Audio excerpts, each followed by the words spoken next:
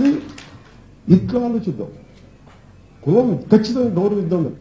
ఏ సామాజిక వర్గాన్ని గౌరవించాలి, ఏ సామాజిక వర్గం దాని తాలూకు విస్తృతిని అర్థం చేసుకుని దాని ప్రభావాన్ని ఎంత ప్రభావం చేయగలదో మనం అర్థం చేసుకోగలం.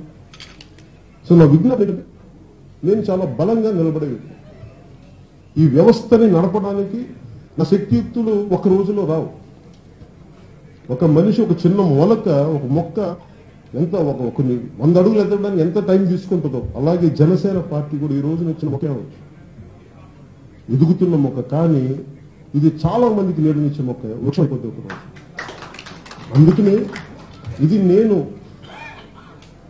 మాట్లాడుతుంది ఈ రోజున చాలా మందికి అన్బిలీవబుల్ గా ఉంటుంది, నమ్మశక్యంగా ఉండదు. చాలా మంది అసలు సాధ్యపడుతున్నారు. మీరు చూస్తున్నారు. మీరు 2009లో దెబ్బతిన్న తర్వాత మళ్ళీ 2014 ఓడిపోయారు. 2019 ఇంకా నిలబడి ఉన్నాం. ఇది మీకు ఎలా ఉంటుందంటే ఒక తిరిగి ఎదుగుదల మీకు ఎలా ఉంటుందంటే ఉదాహరణకి అబ్రహాం లింకన్ మల్టిపుల్ టైమ్స్ అని ఓడిపోయారు. Multiple times and finally he's become president. దానికి ఒక డికేట్స్ టైం పట్టింది. అంటే ప్రతి ఓడిపోయిన ప్రతి వెనక ఒక ఎదుగుదలని ఆయన చూశారు తప్ప ఓటమిని చూడలేదు. అలాగే జనసేన కూడా మన పడ్డ ప్రతి పరాజయం వెనక మనం ఓడిపోయిన ప్రతి చోట మనం ఎదుగుదల తప్ప. అంటే ఇప్పుడు దాకా ఎంత బలం ఉందో మనకు తెలియదు. ఈ రోజున మనం 6% ఇది మాట్లాడుతుంటే మనం పోటీ చేసిన దాదాపు 136, 139 నియోజకవర్గాలు. దాంట్లో కూడా సగం పొత్తులకు ఇచ్చేసిన చాలా వరకు సరైన అభ్యర్థులు లేరు. అంటే ఇవన్నీ నేను కూర్చోబెట్టి 10 మంది 20 మంది ఒక బలమైన నాయకుని తీసుకొచ్చేసి లేదు. ఎవరు మన భావానికి నాకు ఆ భయాలు లేవు, నాకు ఇన్సెక్యూరిటీస్ లేవు. అలాగే ఒక ఇంత అత్యధిక మెజారిటీ ఉన్న ఒక ప్రభుత్వం, ఇంతమంది ఎమ్మెల్యేలు ఉన్న ప్రభుత్వం, ఒక ఎమ్మెల్యే ఉన్న మనకి ఏ మాత్రం భయపడి మనం వెనకడుగు వెయ్యం అంటానికి రాపాక వరప్రసాద్ గారి సంఘటన గుర్తు చేస్తాం. అంటే ఇది ప్రతిసారి నేను హడావుడి చేశాను. మీడియా కనపడటానికి లేదు, నేను చేసేది చాలా బలంగా చేస్తాను. అది ఎవరు నమ్ముతున్నారంటే మీరు కన్వెన్షనల్ పొలిటికల్ లీడర్స్కి నమ్మకపోవచ్చు, కానీ బయట నేను అర్థం, బయట ఉన్న యువతకు అర్థం, బయట ఉన్న మహిళలకు అర్థం అవుతున్నాను.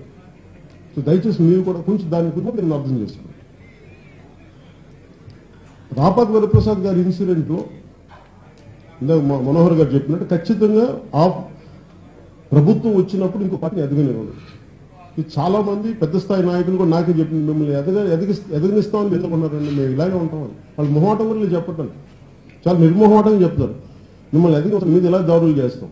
ఆ మధ్య నా టీవీలో కూడా నా గురించి మాట్లాడుతూ ఉంటే నేను పక్కన ఏముందండి, మీరు ఎదగకూడదని కదా సార్, లేదంటే మేము బాగా ఇట్లా బెదిరిస్తే మీరు తక్కువ సీట్లు అడుగుతారు. అసలు సీట్ అడగలేదు మిమ్మల్ని అనుకున్నాను. అంటే మీకు ఇంత నేను తప్పు అనుకోను. ఎందుకంటే ఒక మొక్క ఎదగడానికి అనేక భూమి పొరలు చీల్చుకొని రావాలి ఆ మొక్క. అలాగే మనలాంటి ఒక భావజాలం తీసుకురావడం, పైకి తీసుకురావడానికి మనం చాలా ఇబ్బందులు పడాలి. మనం చాలా గొడవలు పడాలి, చాలా పోరాటాలు చేయాలి. అవన్నీ పడ్డానికి సిద్ధంగా ఉన్నాను. అంటే నేను ఎంత కన్విక్షన్గా ఉన్నానని చెప్పడానికి ఈ పోరాటంలో నా గెలుపు ఓటమో నాకు తెలియదు, కానీ నా ప్రాణాలు కూడా వదిలేయడానికి అంత బలంగా ఉన్నాను నేను. దయచేసి మీరు అర్థం చేసుకోండి. నేను మీ చేత చప్పట్లు కొట్టించుకోవాలని ఇవన్నీ కానీ మనస్ఫూర్తిగా మీకు తెలియదు నా ఆవేదన. తెలంగాణ విడిపోయినప్పుడు చాలా మంది ఇంకో రాష్ట్రం వస్తే తప్పే, నా తప్ప ఇష్యూ కాదు. కానీ సడన్ గా నువ్వు రాష్ట్రం, నా రాష్ట్రం అనుకున్న చోట నువ్వు ద్వితీయ పౌరుడిగా బతకడం నీకు ఇష్టమా? అలాంటి పరిస్థితులు ఆ టైంలో చాలాసార్లు వచ్చినాయి. మాట్లాడలేదు. ఈ రోజుకి చాలా మంది మాట్లాడుకున్న ఇష్యూస్ మీద. ఇవన్నీ నా భయం ఏంటంటే ఇలా వదిలేస్తే అన్ని మాట్లాడకపోకుండా వెళ్ళిపోతే కంట్రీ తాను మన